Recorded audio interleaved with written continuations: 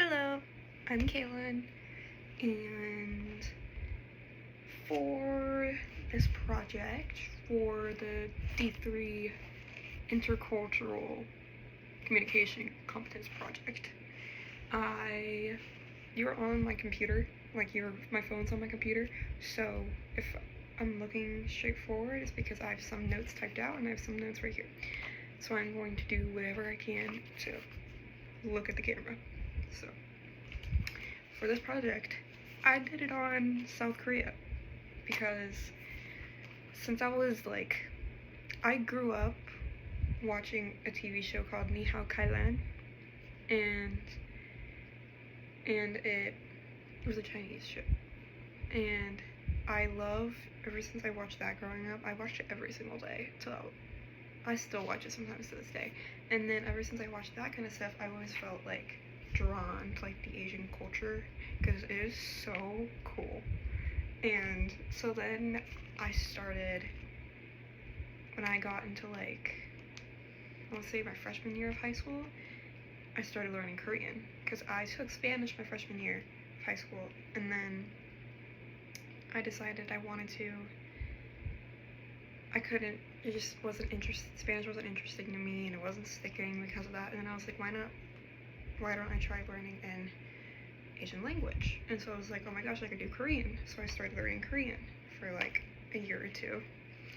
And then I got into, I started looking up TV shows like K-dramas and K-movies, and then I got into K-pop. And now I haven't stopped getting into K-pop ever since then. So for my introduction, I'm going to say hello in Korean and say my name and all that. So I will go. 안녕하세요. 저는 혜연입니다. And so I chose South Korea, and so the population as of 2024, because since we haven't finished 2025 yet, so as of 2024, the population of South Korea was around, as it's estimated, 51.75 million people, which was, I'm pretty sure it said 0.7% of the whole entire world population, which is crazy to me. And then for government, they follow the unitary state presidential system and the constitutional republic. They have a president, they have a good amount of government, and comparisons to us, we're pretty similar with our government. And then the currency used in Korea is won. The number one, the won.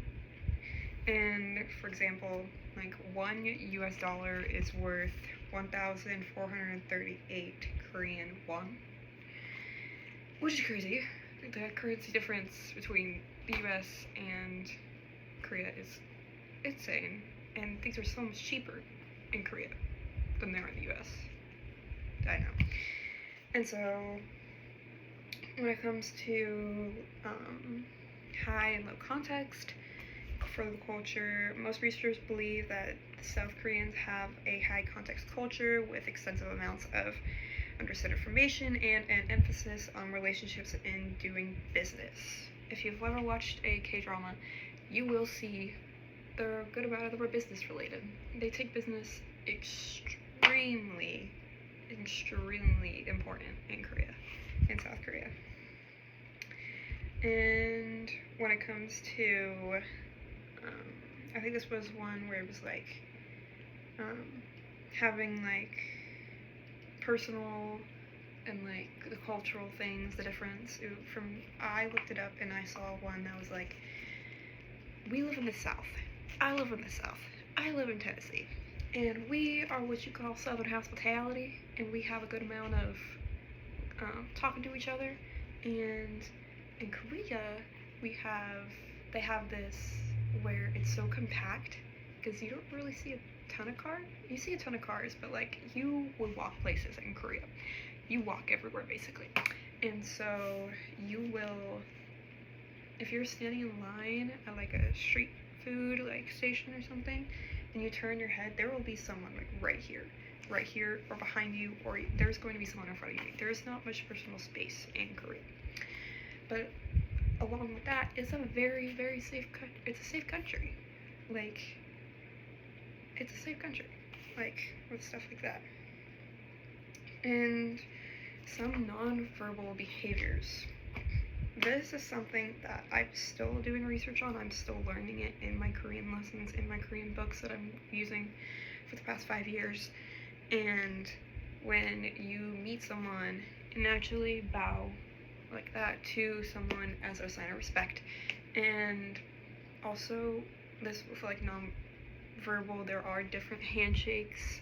There's 2 hands, there's 1 hand. They're almost like, in the culture, you will have 1 hand here, 1 hand here, and you like bow at the same time. It's just it's a sign of respect. Respect is a huge thing in Korea. And verbal, what was it? Verbal behaviors. It is, when you're talking to someone who's older than you, age is also a huge thing in Korea. Like, when it comes from age, is respect. They're connected in Korea. And so when if someone's older than you, for example,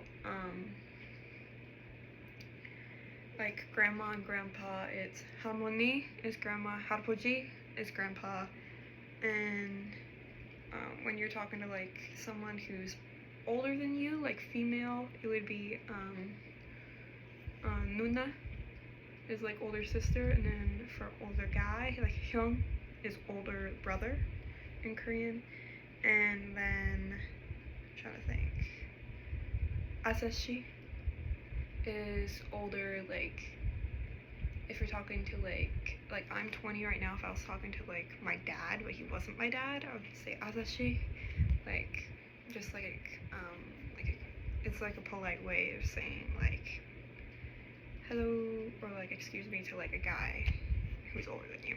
And yeah, but I chose this because yes, we're very different sides of the world, but we do have comparisons to our cultures. This is way longer than I anticipated it to be, but when I start talking about this kind of stuff, I can't stop talking about it. So yeah, this is my communications video. Hope y'all enjoyed it. And yeah, 안녕.